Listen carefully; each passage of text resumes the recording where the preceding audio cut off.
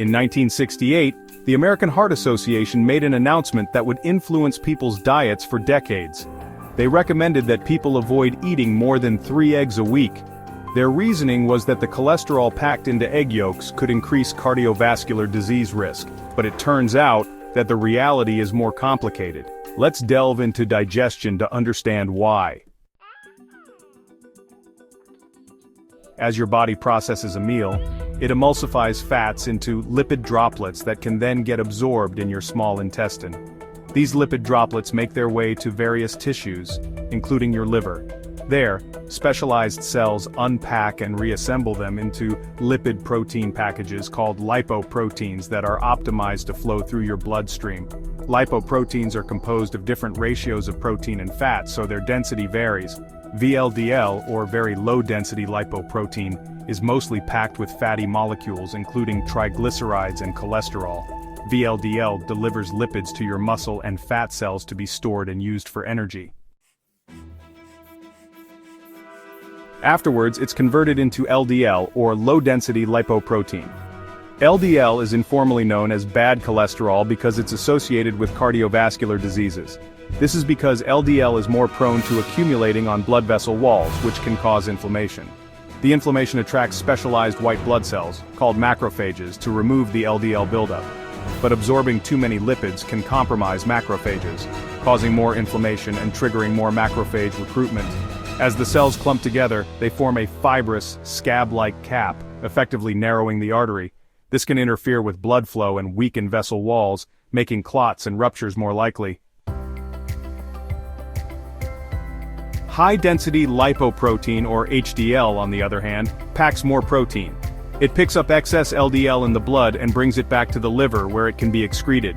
Because HDL is anti-inflammatory and keeps LDL in check, it's commonly called good cholesterol. Doctors order lipid panels to understand the concentrations of different kinds of lipoproteins and their building blocks in your blood. All lipoproteins are essential to your body's functioning, but it can become a problem if the different kinds get out of balance. Some people are simply predisposed to having higher cholesterol. For example, certain gene variants cause LDL receptors to behave abnormally, leaving more LDL circulating. Otherwise, different lifestyle factors can influence blood lipid levels, and food is one of them. So, what's the deal with eggs? Their yolks are indeed high in cholesterol, which prompted the American Heart Association's 3-egg weekly limit in 1968. But while some of the cholesterol in your blood comes directly from cholesterol found in food, your body actually makes a vast majority of it from the different fats you consume. Saturated and trans fats found in animal, palm, and coconut products can drive your liver to create more VLDL and LDL packages. Unsaturated fats, meanwhile, are abundant in foods like fish, nuts, and seeds, and have anti-inflammatory properties that help counteract LDL buildup. A food's fat composition has a greater effect on blood lipid concentrations than its cholesterol levels. So the high cholesterol found in egg yolks isn't actually of too much concern. Egg yolks contain some saturated fat, but not too much, and they also contain unsaturated fats. Generally, an egg a day is considered nutritious. But it's not just what fats you eat, but what you eat them with. Fibrous fruits, vegetables, and whole grains help lower LDL levels by affecting how fats are absorbed in the digestive tract.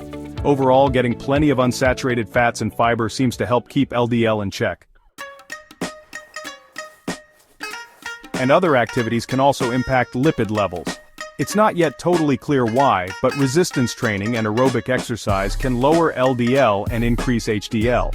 This might be because they use more blood lipids for energy and boost the activity of HDL-producing enzymes.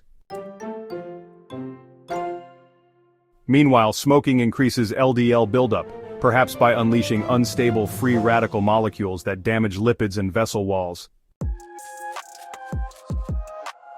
Statins are drugs that block a liver enzyme required to produce LDL. Other cholesterol medications increase the production of enzymes that break down triglycerides and promote LDL receptor activity, helping clear it from the bloodstream. When it comes to cholesterol health, it's important to keep the whole picture in mind, on and off the plate, so things don't get all, scrambled.